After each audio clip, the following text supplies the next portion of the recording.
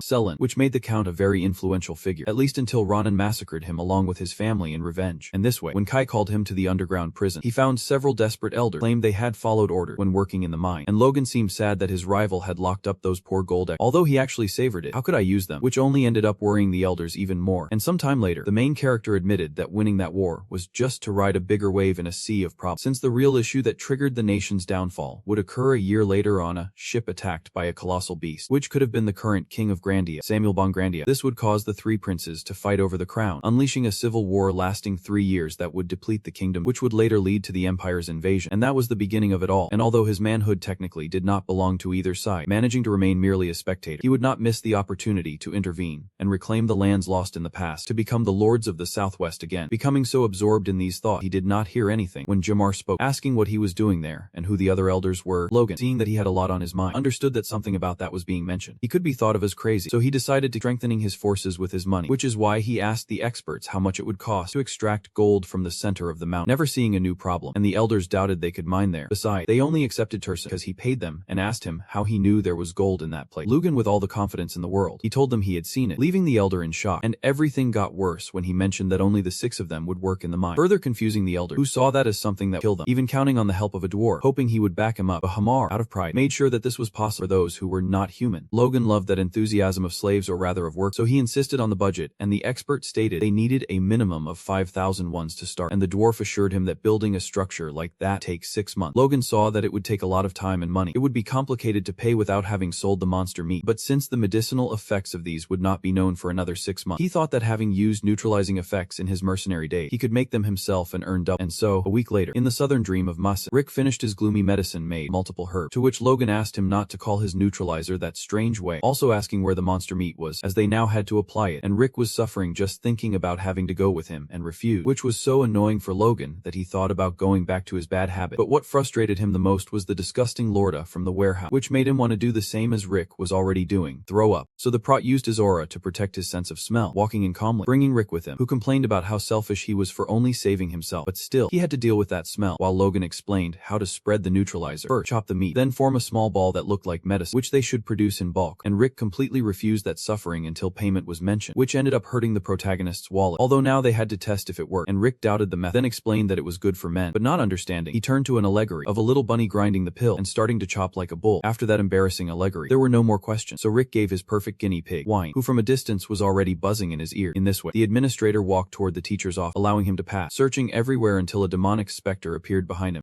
Logan, making him scream like a girl, walking away annoyed by the way he was startled from behind, while Logan assured him that he just wanted to give him a shoulder massage, aware that he had struggled to make the money last in the war, ending up broke like everyone else bothering him. This made Wayne feel appreciated, crying when he saw how good he was with his administrator, until he heard that he would help him with his performance issue, which was enough for the guy to quickly escape. But the protagonist intercepted him, trying to explain, giving him the very strange pill he had created, patented by the merchant Philip Cloud, with a guarantee guarantee from the first dose, even though he really did not know if it would work, granting him the honor of being the first. And the next day, Wayne, desperate, ran towards the young teacher. Even with Rick scolding him for running, the administrator only cared about getting more of those pills. Logan, seeing that it worked, asked for his support, both understanding each other with extremely serious looks, and Rick just watched, confused, as Wayne received an entire box as if it were a great honor, with which they continued their test, causing many men to lower their head for Logan. And the second experiment was Hane Kale, who upon learning about his marital conflict received a pill, with which he felt the effect immediately. So Logan promised to free up his schedule so he could take care of his wife, as if it were a noble mission on Logan's part, and everything was since Patrick, the third experiment, could not face him, but he could tell him that the experiment had worked, and Logan just felt responsible and proud of a soon-to-be little brother. But Rick had a huge complaint seeing who was not part of the experiment, despite the fact that he had worked. However, with a single look, Logan made it clear, causing embarrassed the butler, covered his misery. Logan, far enough away, murmured that he knew he had no use for such a tool, and went to talk to Cloud through a crystal ball. He was surprised by the progress he had made, though he worried about the cost, since it was very expensive, hoping he would not try to fool the noble, or it could backfire. But Logan knew how, in his past life, it would become so sought after that the price would rise. Confident. However, the merchant knew they needed marketing, but no famous person would admit they had cured their that medicine. Logan told him they just needed the rumor to spread on its own, so Cloud thought they should attend a party in the capital, which put the protagonist up against a big rival party, since he only went to mercenary celebration. Cloud saw it as an opportunity to make contact, knowing they could not sell right there, and this gave the protagonist an idea, even though his friends suggested he should not even think about it, since his family would be expelled for that lack of etiquette. He had another idea, sending it through an informant in the big city, from whom he should extract some information. Cloud doubting he would do it even more upon seeing the kid's security. And so, a week later, protagonist arrived in the big city to the surprise of the merchant, who admitted he did not expect him to succeed, especially considering his family had allowed him to go sell aphrodisiac, although he clearly did not mention that. He was surprised that his father had let him go so easily, though taking out so many boxes and raising suspicion was hard without a servant, and Cloud did not understand why he was not bringing one with. Proto knew that his good friend Rick had been doing everything for him in this life or the last, and he saw that doing that had damaged his reputation with women, even doubting he could get married, to the point of falling into the desperation of stealing insane amount of pills. So he had to threaten him with punishment for each one he took. Still, he was grateful for everything, and that way he woke up after Cloud had lost him in the clouds for a good while. Just to hear that as a tribute to all his hard work, he would name the product Imporique, the merchant seeing him as a lunatic, and later he finds himself with his partner, who suggests relaxing from his trip at a bar, although Logan does not see it as the best place to talk about a bunch of nobles who are failing their flag, so they prefer to stay there with Cloud, who has already gotten the information from the informant. However, he sees that this guy charges a lot for the report, although Logan already knew, but he thinks he is good at what he does, knowing that with the right questions they will get results, and Cloud assures him that he has followed his orders, starting to look for the names of nobles who married in the last 10 years and have not had children. Second, noblemen who have not taken a second wife or mistress, and third, nobles looking for remedies for their little buddy. With this research, Logan feels that his employee has done an excellent job on all the tasks he has given him, although Cloud thinks it has all been very easy, with his only stressful day being the one he found out about the war, feeling really happy when he heard it ended in just one day, and then noting that at least Claude cared about him, until the merchant confesses that he was actually just terrified of what to do, that mountain of unsellable monster meat. This annoys Logan, so he takes it out on him with a slap using the sheet of paper, hoping to get his first client from it, and the sore merchant reads it just perfect name, which when he shows it to Logan, he seems to recognize it and throws a high society party. His target is dazzling many young ladies. This is Count David, who upon turning around sees a pale Logan dressed as a jester. The Count tries to hold back laughter while the girls do not even try, and everyone in the place starts to whisper, among them, how ridiculous he looks. Logan realizes that the set was chosen specifically by Claudio to ensure that no one would want to approach him, since he does not want useless connect. He just wants a client, and that is David, who can barely keep a straight face. However, Logan knows his backstory, prominent nobleman who married at 20, but despite the passage of time, he has not been able to have a single child, and in his past life, he was remembered as the nobleman who died for his wife, since during their classic fight, she would end up yelling at him in fury about their bedroom issues related to his reputation as impotent, and the Count suffered such a great humiliation that it drove him to take his own life. And seeing how important his reputation is, Logan concludes that he meets all the requirements he was looking for, and talking to him, he says he is there on a business trip, and the Count doubt that anyone could venture into that city with everything lest they bring innovative products from abroad, and Logan has them. He approaches him to say that he has a sexual enhancer. This provokes a mix of emotions in the Count, who ends up exploding, feeling indignant that a noble would sell that, and once again, all the eyes in mockery turn toward him. Protagonist thinks that David trying to mark his territory by humiliating, but he simply feels disappointed by that trick, so he ends up offering him as a gift a little box 3 pills as a courtesy of his new product, which Davis looks at with temptation. And one day later, Logan's shop receives a visit from an envoy of Count David, who is looking for more medicine, making Logan feel like he achieved his goal, and with that, Claude sends him off while announcing again that his first sale was successful, and it was for $10. The merchant sees it as a success. For Logan, is not, since it barely covers the rent for the shop. All this due to the inflation of property, which means Logan must keep working, going to more parties that he seems to be attending quite frequently, hoping to promote the product to everyone on the list. And so, when Butler Davis returns, feeling quite sorry seeing how useful the medicine has been for his boss, he finds a huge line. In the line are several coworkers serving different, so he decides to do his job and leave. However, at that moment, Claudio announces that they have run out of stock for the day. The angry butlers ask why, and the merchant clarifies that it is such a popular product, sales have been limited. demanded, and while they beg for a little more, other nobles send their assistants to join the customer, and Logan sees that his plan is going well as day by day the stock is quickly running out with more and more nobles desperate to buy the product. Cloud is amazed that sales are going so well, even selling the day's worth in 10 minutes. Logan is also surprised by how many powerless nobles there are in the kingdom, which worries him a bit, but he decides to congratulate his golden goose, hugging it with happiness, telling it that as a reward for its work, he will give it 1% of the profit. This excites the merchant so much that he tries to kiss him out of excitement, and everything is overheard by a mysterious figure nearby, outside his shop. But Logan kept getting good news, hearing one that almost made him faint when Jamar informs him that about 10 tons of gold could be extracted annually from the mine. Logan sees that as 100 million coins, profit far greater than he. However, Hammer reminds him that he first needs to get the money to start digging. Protagonist confidently tells him that soon he will have the resources and the work, while the dwarf only sees more problems coming. Later, Logan went out for a walk at night, running numbers in his head, and was convinced that by the end of the month he would have enough money, and with just a couple of months of selling, he already felt he could cover all his expenses. He just needed to return home and bring more product, and just when he was about to head back, he noticed something strange present, so he took off full speed straight to the shop, believing it must be thieves. But when he opened the door, there was no one there. Still, he did not believe they could have left so, and then he felt it. Something happened beside him like a whisper in the wind, reacting instinctively, launching an attack, but it only cut through the air. He did not understand what the hell was going on. That feeling was still very close, as if it were watching him, and a chill ran down his spine, and he immediately looked up at the ceiling, certain that someone was waiting for him there, ready to face whatever it was. But the hooded figure barely moved, though he seemed surprised to see that Logan had managed to tear a piece of his cloak. So he stepped back, and Logan demanded to know who he was, but the answer was a disappearance, both physically and in any perception trait, leaving the protagonist even more confused, still not understanding what was happening, even though he was sure there was someone there, seeing the piece of cloak he had managed to rip off. And that way, the next day, Cloud learns that an advanced aura user entered the place, which made Logan very uncomfortable, feeling that he was too powerful for just a simple user, and Law was confused that someone with that power would commit petty theft when they could have noble status just for being a basic user. Assuming the word, Logan confirms that the theft only consisted of 2 pills. Therefore, suspicions fall on an imposing Laura user, and they hope to find something on the list. Cloud clarifies that the informant charged extra for that information, so he does not have it. However, he knows a user of Laura's who does not have any offspring, and he often strolls around the city, watching the little ones play. And although he seems to be just enjoying the scenery, his wife knows the truth, and even though he tries to deny it, she understands and comforts him, surprised by it, giving him a strong hug while they both express their love. This warrior is the best swordsman in the kingdom, Felix Esperanza, who carries a sadness and regret in his heart since, as a young man in service to his nation, he received an injury to his groin, which in his youth was simply an honorable wound. But now, despite having so much honor and glory, he has no one to carry on his legacy. However, he found a woman who understands his pain and decided to stay by his side, for which he is very grateful to have met. However, while walking with his family member, he does not push for him to go to the meeting that Felix does not want to attend, because there he would face pressure to have an heir, and his brother understands his problem. So he mentions the trendy medicine that is in the city, which, they say, has great effects, and although Felix does not seem to believe, he is actually disappointed since he tried using it with no result, and worst of all, he stole it, contradicting a lifetime of honor. Seeing that there was no effect, he tells his friend to take those rumors with a grain of salt. Meanwhile, outside, the guard at the mansion is tired of telling Logan that he can't see the Duke without an appointment, but the guy asks him to give his name to him, sure that when he hears it, he will be received. And although we need to go back a bit to the moment when Cloud was telling with a terrible imitation himself that it was a really bad idea to go to the Duke and ask if he had stolen anything, telling him to forget it or he would have a lot of problems, which Logan clearly ignored since he was there waiting for the Duke, aware that his friend was right, but also seeing the situation as an excellent opportunity. And when they let him into the office, found Felix with his back to him and thought of nothing else, creating a value connection. So he introduced himself, surprised at how young the Duke looked for supposedly being 70 years old, assuming he used an aura to look that way. And then Felix asks him, what is Mzine's son doing so far from home? So Logan tells him he is there for his new business, bringing him a free sample of an excellent product for men's use. However, the Duke observes him with indifference, so Logan can't tell if he is the thief, and then he makes his next move, assuring the Duke that a supreme being like him would not need that, and that is why he brought something special. In response, Felix swallows hard, and the protagonist notices it, since he had assumed that with an initial move he would not get a reaction as the medication would fail, given that the current import of Rick is just a neutralized version of the poison whose effects are aphrodisiac. But since it is such a weak poison, it would not have any effect on such a strong being, so he created a highly concentrated version of the poison, forming the limited edition. And even though he has really done 50, he knows that its effectiveness is good when he tries it himself, even though its effects were tremendous due to the severe stomach pain it caused, which led him to conclude that for any non-aura user, it would have been a sure death. He left it on the table, asking the Duke to let him know how it worked out, and so the next day he returns to Felix, who greets him with a bright smile, offering him anything he wants. Logan celebrates in his mind, pretending to know nothing, while the Duke thinks that Laura's teachers are martial artists who control the strength and effects of the medication. He believes it could return him to normal within 30 doses, envisioning a bright future without the resentment consumed him, and the Duke ended up realizing that instead of confronting, Logan had brought him a gift, which caught his attention. He also admired the attacking power the boy showed, seeing him as someone with a lot of potential and in a good mood. He thanked him for the remedy, turned out quite useful for his ailment, and offered him a reward. Without hesitation, Logan only asked for a fencing book, so they quickly went to the library, where the Duke handed him one, but warned him to be careful with its content. And Logan, grateful but somewhat nervous, he also asked for a recommendation, and the Duke immediately agreed, expressing a smile. So the protagonist determined that he already already had it in his hand, although according to him, what he would take was little coming from someone like him, and it seems the Duke thinks the same, since he offers to teach him a fencing technique, surprising the protagonist, who sees how Felix ended up recognizing his humility, so he will reward him better. Although humility is a word never characterized Hagen, and even though he does not believe coming from the powerful Duke, he accepts, and this way, they both head to the training field, the Duke grateful to be able to teach a promising talent, asking him to pay attention, assuring him that it won't be just talk. Logan prepares himself, but before he can hold his sword, the old man's great aura completely freezes him, so pressured that he can't even draw it in front of Felix's stern gaze, holding on as best he can, not understanding how his body can become paralyzed just by the presence of a user, and no matter how weak he feels before him, he doubts that the fight between users be like this, so he sees it as a special skill, trying to counter it with his own aura. However, the Duke remains firm, and Logan releases all the power of his heart, filling his entire body. Noticing that with every movement he tries to make, the Duke restricts him with his strength, and in that way he seems paralyzed, but he takes a deep breath, since even though he does not understand what is happening, he believes he can focus and be fast, waiting for the right moment for the force to dissipate, so he can finally draw his sword, and Felix, surprised to see him in a fighting stance, recognizes his talent, although the boy ends up very tired, so the Duke begins the explanation. When he pays close attention to his sword, which had all the force at its tip that restricted his movement, and Logan understands everything, but he won't get a break, since the Duke suggests he dodge while raising his aura-filled sword, which the protagonist recognizes as a pressure sword, and it is a precise slow sword, clearly heading toward him, but he could not escape due to the pressure exerted, which increased from the red edge the blade. Sweating nervously, he could not see how to escape until he felt it. His heart was responding, instinctively fighting against the pressure of the sword, so he would support it, and seeing that he could not dodge it, he unleashed his power to try to block, surprising Felix as he realized he could withstand its pressure. So now he would attack, moving quickly in a single motion in front of Logan, who tried to resist, taking the hit head-on and being thrown against a wall, and Felix stood calmly observing the boy, who, powerless and still annoyed about losing, got up only to fall to the ground unconscious, although the Duke also admitted in the end that he had pushed himself, noticing his great potential and finding it interesting. And some time later, the Duke's butler tried to convince Logan to rest a bit longer, but he replied that potion they had given him, he was fine, and seeing that there was nothing more he could do, he accompanied him to the exit, where they said goodbye, and Logan smiled, but he moved at a superhuman speed, barely reaching an alley, where he could finally admit he was dying, since he had not drunk the expensive potion the Duke offered. Although with his strength he managed to heal some wounds, the wounds from that sword were tearing him apart, and barely conscious, he felt that the valuable potion was worth. Besides, he had managed to get a note from Felix allowing him to return whenever he wanted, seeing the Duke as a potential great ally until he was found by Claude. Claude had been waiting outside, wondering why Logan looked so pale, thinking he had offended the Duke. Logan, disillusioned by his partner's superficial interest, clarified that he had not, although he could not explain much since he had severe internal damage, and Claude interpreted it as a sign they needed to escape full speed. Although Logan tried to explain, the blood would not let him, and some time later, his shop had sold out of all product, earning over 4,000 ones with projections for even more. Both partners were excited, celebrating, although Logan reminded him he still had not received his commission, and the merchant asked him to let him dream, and also suggested buying a place of their own, stop spending on rent, although Logan did not see it as necessary yet, since after half a year they would be doing something else, and he accepted this, although he could not help tell him not to die like the other day when he coughed up blood and had to take care of him all week, because stubborn Logan refused to rest, too motivated by the other project, which the merchant had not given many details about, which Logan thought was perfect. Grateful he did not have someone breathing down his neck like Rick on his Cloud assumed that Logan would return to his land soon, and he confirmed that as soon as he calmed the customer, he would go out to bring back more merchandise, and he asked him to buy an excessive amount of food from Zine and Turson, and Cloud told him he was exaggerating, that he could not feed the entire domain by himself. Logan backed off a bit and asked him at least to look for suppliers, which surprised his part due to the interest he showed in his people. For Logan, it was not generosity, it was necessity. Despite business doing well, food shortage continued to be a problem, and now he needed all the workforce from his domains more than ever. So without further ado, he left and arrived with the informant, where he asked them to look for a group of people by name and characteristics, and although the informant saw it as a job, he was convinced by the money. However, when Logan left, he saw how difficult it would be, first, because he did not know if the names were real, but he had to do everything to bring in the independent, who despite being basically superhuman, were wandering warriors he could use as a great force against the Empire. Although he realized he was getting too desperate, thinking he should take things more slowly since he still had plenty of time, and just at that moment, a servant informed a wizard that his disciples were about to depart for a remote region to the southwest, and as he continued speaking, he noticed his boss becoming increasingly agitated, feeling completely intimidated by the terrifying aura began to emanate from the wizard, with determination in his eyes, simply said he would take care of it. Meanwhile, a hardworking receptionist was awakened by Logan, who introduced himself kindly, dressed like an ordinary person despite being a noble, which the man criticized in his mind, but still greeted him polite and welcomed him to the Great Day's magical tower. But Logan got straight point, asking to see some scrolls. The receptionist looked at him like any other kid until Logan asked for 100 collapse magic scroll and showed him an approved bank certificate, and upon reading it, his eyes nearly popped out seeing the 4 million gold, and without saying another word, and trembling, he sent him straight up to the next floor, and while his vile Logan mentally reviewed how that type of magic worked in the hands of a good wizard, could bring down a wall with a single spell. Problem was that it took too long to activate and worn too much, which made it practically useless for real combat or in war, but he needed it to speed up the construction of the mine, and now he found himself the manager and protector of the tower, Radius Great, who admitted to being surprised to be dealing with an important client and remembered how he personally rushed over over upon hearing the amount of money planned to spend. Although Logan clarified that it was not as important as he thought, Grade considered that perhaps his receptionist had exaggerated, as she was very nervous at that moment, and Grade thought he was facing a fool, someone who would use advanced magic on simple construction when he could mobilize his peasant for that, something that usually just seemed amusing to him if it were not for the fact that he had a serious budget problem that moment. So he would try to squeeze what he considered a naive person by talking about a supposed problem in which he needed many four-circle wizards to fill part of the order. However, Logan just wanted to hear the solution. The elderly man in trouble clarified that there were not enough wizards of that level in the tower, so Logan, seeing they were wasting time and thinking he would be a month client, decided to go with a real wizard. Great. Seeing his gold slipping away, he jumped desperately to cut him off, and Logan insisted that he needed scroll deliveries for 6 months. The elderly man, excited by the amount, grew cold when the young man insisted on leaving due to the need for speed in the delivery, so he crawled, grabbing his leg and promising that he would do it. Dusting off his boot while calculating everything he would earn, he was ecstatic, thought of the amount, and stood up to make him a better proposal. To hire the mages direct, he changed that as a possibility, but doubted they would find mages of such high caliber and great accept, so he would trade quality quantity, sending a squad that was used to work together, and the protagonist thought it over, as it could be useful, especially if they knew about construction. But seeing the old man's insistence, preferred to meet them first, and Crick presented himself along with his squad of wizards who looked like slaves, which left Logan quite uneasy, considering they were on the verge of collapsing. But Great assured him they were fine, and were experts in construction within the tower, and Logan, while admitting that their magical circles showed power and skill, still doubted whether it was a good idea to take a group basically looked like apprentices. Still, he decided to give them a chance, but he did not see them as sufficient, so Great added one more to the combo, and Logan, noticing there was still room to negotiate, made a low offer, and the wizard accompanying them bared his teeth, clearly uncomfortable, and Logan doubted that wizards with real talent would accept something like that, but Great did it without blink, pulling out a pre-prepared contract, making Logan very uneasy about the suspiciousness of the negotiation. And what he noticed was that while Great tried to convince, a giant wizard was approaching from behind, and even though the others tried to stop, he still arrived, and Logan turned around, shocked to see the wizard Clayton, who was a 5-circle wizard, furious because Great wanted to sell all his apprentices, who had worked very hard and labored like slaves, and even though the old man insisted it was for the good of the tower, he did not care. And then I changed the discussion into an ego contest between a wizard who had reached 5 circles at a young age, threatening the leader of the tower's position, who was now bothering the apprentice, and thought that in that contest, a deal like this would be beneficial to him. So while Great suggested to the wizard that if he did not want to follow order, he should take off with his apprentice, furious, Clayton decided to get aggressive with the old man, responding while the apprentices tried to stop, not noticing that at the death, Logan had basically already sealed the contract, so this way, Logan would take the 10 wizards, caring little about what the other 2 did, since the contract was tower, and Great, calming down, scolded the big guy for his terrible attitude.